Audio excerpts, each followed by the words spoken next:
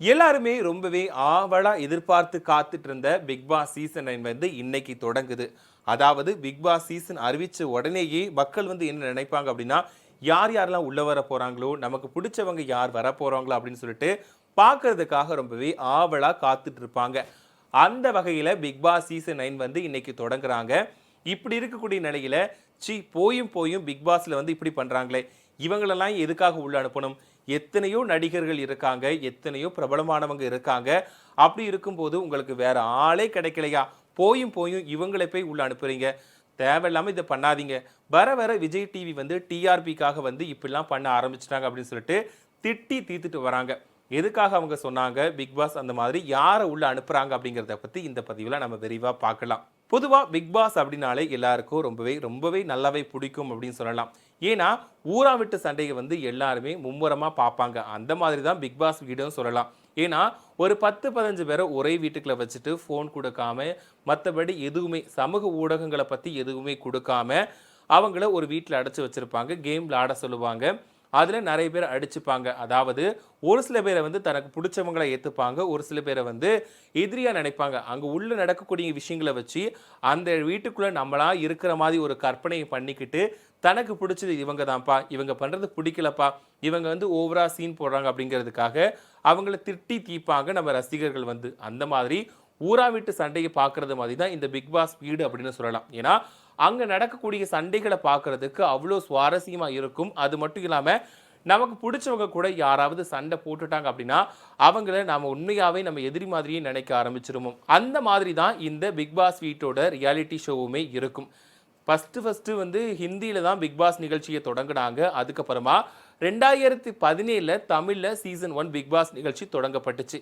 இதுல வந்து நம்ம கமலஹாசன் தான் வந்து தொகுத்து வழங்கினாரு. அப்போ கமலஹாசன் தொகுத்து வழங்கும் போது அவரை வந்து தூக்கி வச்சு கொண்டாடினாங்க. இவரை மாதிரி யாருமே தொகுத்து வழங்க முடியாது. ஏன்னா உண்மையை பேசுறாரு, எல்லாத்தையுமே தட்டி கேட்கிறாரு, யாருக்குமே சப்போர்ட் பண்ண மாட்டாரு, நடுநிலையா நின்று பேசுறாரு அப்படின்னு சொல்லிட்டு அவர் வந்து தூக்கி வச்சு கொண்டாடினாங்க. பிக் பாஸ் சீசன் 1ல வந்துட்டு ஓவியா வந்து ரொம்பவே ட்ரெண்டிங் ஆனாங்க. ஏன்னா அவங்க அங்க எல்லாருமே அவங்கள வந்து ஒதுக்கும் போது வந்து அவங்க தனியா ஒரு பெண்ணா நின்று அவங்க இப்படிதான், நான் இப்படிதான் இருப்பேன், யாருக்காகவும் எதுக்காகவும் என்னை வந்து நான் சேஞ்ச் பண்ணிக்க மாட்டேன், மற்றவங்களுக்கு பிடிச்ச மாதிரி நான் கண்டிப்பா நடந்துக்கிடவே மாட்டேன் அப்படின்ற மாதிரி வந்து ஓவியா இருந்ததுனால எல்லாருமே அவங்கள வந்து தூக்கி வச்சு கொண்டாடினாங்க. அது மட்டும் இல்லாம ஓவியா பேசின சின்ன சின்ன டைலாக் கூட வந்து அவங்க தூக்கி வச்சு கொண்டாடினாங்க. ஏன்னா அவங்க பேசின டைலாக்கை ரீல்ஸ் பண்ணி டிக்டாக் பண்ணி அது வந்து ரொம்பவே ட்ரெண்ட் ஆக்குனாங்க. அதுல ஒரு சில டைலாக் வந்து சொல்லலாம். சொல்லப்போனா திரும்பிக்கோ, நான் ஸ்ப்ரே அடிச்சு போட்டுடுவேன், ஷட்டப் பண்ணுங்க அப்படின்ற வார்த்தைகள் வந்து ரொம்பவே ட்ரெண்டிங் ஆச்சு. அது மூலமா பாடல்களுமே வந்துச்சு. அதுல ஜூலியை கொஞ்சம் வச்சு செஞ்சாங்க. ஜூலியை வந்து வீர தமிழச்சி அப்படின்னு சொல்லிட்டு பிக் பாஸ் போறதுக்கு முன்னாடி தூக்கி வச்சு கொண்டாடினாங்க. ஆனா பிக் பாஸ் வீட்டுக்குள்ள போனதுக்கு அப்புறமா ஜூலிக்கு வந்து நெகட்டிவ் பேர் தான் கிடைச்சிச்சு. ஜூலியை பொறுத்த வரைக்கும் ஓவியாவை எதிர்த்தாங்க. ஏன்னா மற்றவங்க கூட சேர்றதுக்காக ஓவியா பண்ணாததா பண்ணதா சொல்லி ஒரு டிராமா பண்ணாங்க. அதை குறும்படம் மூலமா வெளிச்சத்துக்கு கொண்டு வந்தாங்க. அதுல இருந்து ஜூலியை வந்து எல்லாருமே திட்டி தீத்தாங்க. அந்த சீசன் வந்து எந்த சீசன் மாதிரியே இல்லை. ஏன்னா முதல்ல வந்து பிக் பாஸ் அறிமுகமானது அதுதான். அதனால வந்து அந்த சீசனை வந்து எல்லாருமே ரொம்பவே பரபரப்பா பார்த்தாங்க. அதாவது புதுசா ஒரு ஷோ பண்றாங்க, அல்லடா இப்படி இருக்கே அப்படின்னு சொல்லிட்டு பண்ணாங்க.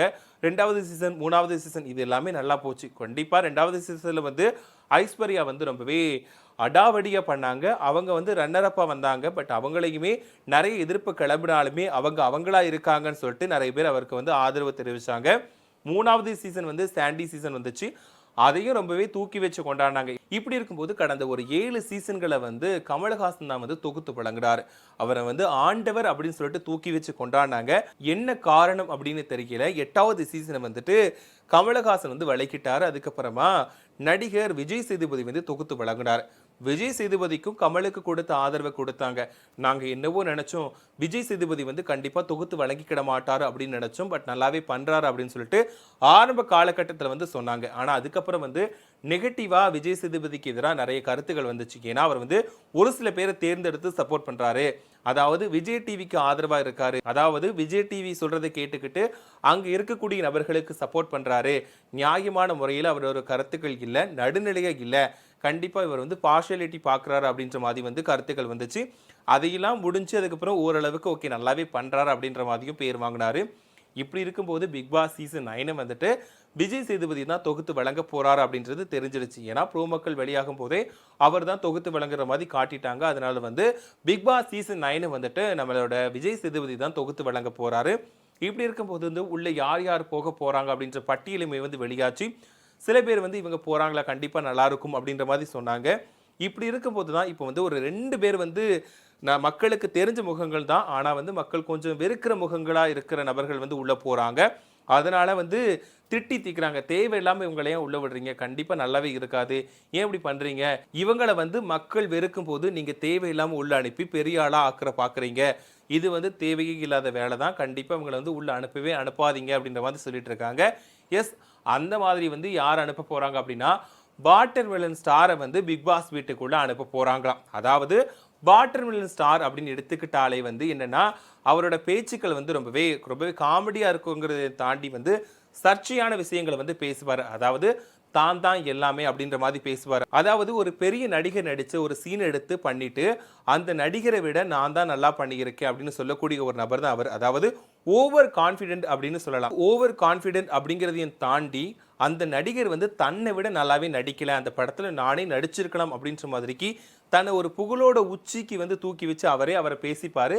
அதனாலே வந்து அவருக்கு வந்து வெறுப்புகள் வந்துச்சு. அதாவது முதல்ல வந்து அவரை ட்ரோல் பண்ணி வீடியோ போட்டாங்க. அது மூலமா அவர் ட்ரெண்டிங்ல வந்தாரு.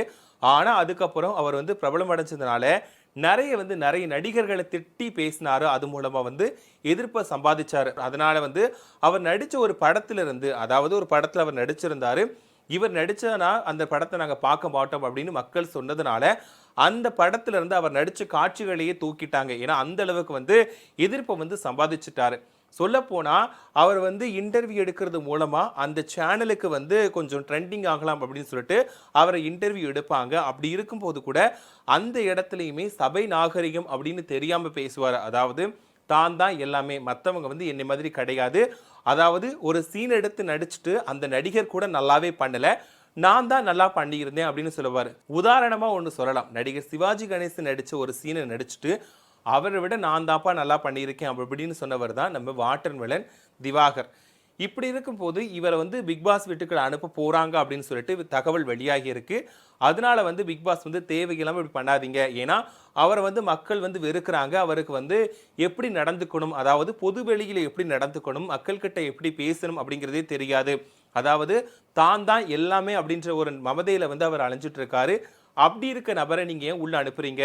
ஏன் நீங்க வந்து அவரை வந்து பெரிய ஆளா ஆக்குறீங்க? அவர் வந்து ஒரு ட்ரெண்டிங்கா வந்தாரு, ட்ரோல் மெட்டீரியலா வந்தாரு. பட் அவர் வந்து மத்தபடி, அதாவது ஜிபி முத்தே மாதிரி ட்ரோல் மெட்டீரியலா வந்தா கூட ஒரு நல்ல மனுஷரா இருந்தா உள்ள அனுப்பியிருக்கலாம். பட் வந்து அவருக்கு அந்த நல்ல மனமே இல்ல. அதாவது குணங்கள் வந்து அவருக்கு சரியா இல்ல. அதனால வந்து நீங்க உள்ள அனுப்பாதீங்க அப்படின்னு சொல்லிட்டு போறாங்க. உங்களோட டிஆர்பிக்காக வந்து இந்த வேலையை பண்ணாதீங்க அப்படின்னு சொல்லிட்டு திட்டி தீத்துட்டு வராங்க. அந்த வகையில தான் ஒரு பெண் போட்டியாளரையும் உள்ள அனுப்புறாங்க. இவங்களுமே கொஞ்சம் நிறைய சர்ச்சைக்குள்ள சிக்கினவங்க தான். அவங்க தான் அரோரா. மோஸ்ட்லி அரோரா அப்படின்னு சொன்னா அது நிறைய பேருக்கு யாருன்னே தெரியாது. அவங்கள வந்து இணையவாசிகள் வந்து பலூன் அக்கா அப்படின்னு சொல்லிட்டு அவரை வந்து ஒரு ஒரு பேர் சொல்லி அழைப்பாங்க. அவங்க தான் அரோரா. இவங்களும் பிக் பாஸ் வீட்டுக்குள்ள போறதா வந்து தகவல் வெளியாகி இருக்கு. இதுக்குமே ரசிகர்கள் வந்து கண்டனத்தை தெரிவிச்சிருக்காங்க. அதாவது ஆபாசமான முறையில பேசி ரொம்பவே ட்ரெண்டிங்ல வந்தவங்க தான் அரோரா. போயும் போயும் உங்களுக்கு வேற ஆட்களையே கிடைக்கலையா? இந்த 2 பேரையும் ஏன் உள்ள அனுப்புறீங்க? வர வர வந்து விஜய் டிவி பண்றது சரியே இல்லை. எத்தனையோ பிரபலமான ஆட்கள் இருக்கும்போது வேற ஆளே இல்லாத மாதிரி நீங்க இந்த மாதிரி ஆட்களை உள்ள அனுப்புறீங்க.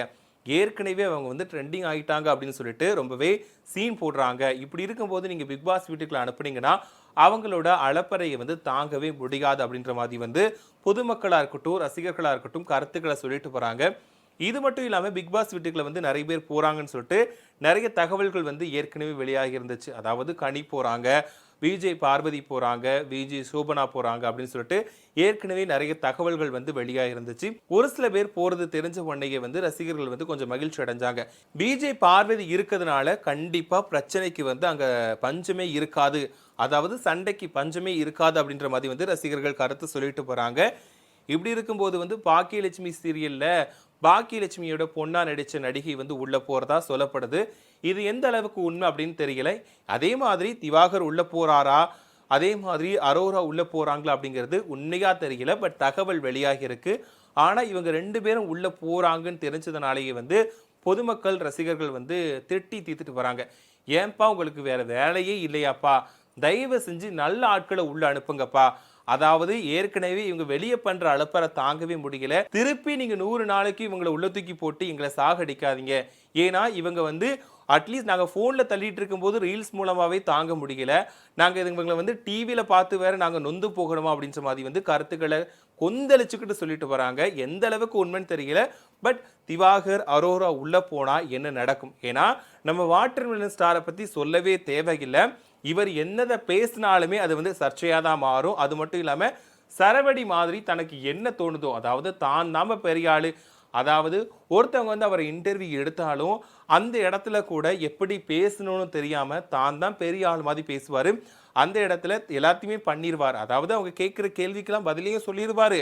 ஆனா கடைசி நேரத்துல வந்து இந்த கேள்வி நீங்க எதுக்கு என்கிட்ட கேட்குறீங்க, இதுக்கு தான் பதில் சொல்லவே மாட்டேன்னு சொல்லிட்டு அங்கிருந்து கோபப்பட்டு போற மாதிரி காட்டுவார். ஏன்னா அப்படி பண்ணாதான் கொஞ்சம் ட்ரெண்டிங்ல இருக்க முடியும் சொல்லிட்டு அவருக்கே தெரியும். அதனால ஏற்கனவே இவர் வந்து ஃபேம்காக நிறைய பண்ணுவார். அதாவது தன்னை வந்து அட்டென்ஷன் பண்ணிக்கிறதுக்காக திவாகர் வந்து நிறையவே பண்ணுவார். சொல்ல போனால் அவருக்கு வந்து சின்னதாக இடம் கிடைச்சாலே புகுந்து விளையாடுவார். இப்போ இவருக்கு வந்து ஒரு பெரிய வீட்டையே தூக்கி கொடுக்குறாங்க. கண்டிப்பாக அங்கே இருக்கக்கூடிய போட்டியாளர்களை என்ன பண்ண போறாரு, அவங்க எப்படி திவாகரை வச்சு சமாளிக்க போறாங்கன்னு தெரியல. நாமளும் பொறுத்திருந்து பார்க்கலாம். என்ன கூத்து நடக்க போகுது அப்படிங்கிறத நாம பொறுத்திருந்து பார்க்கலாம்.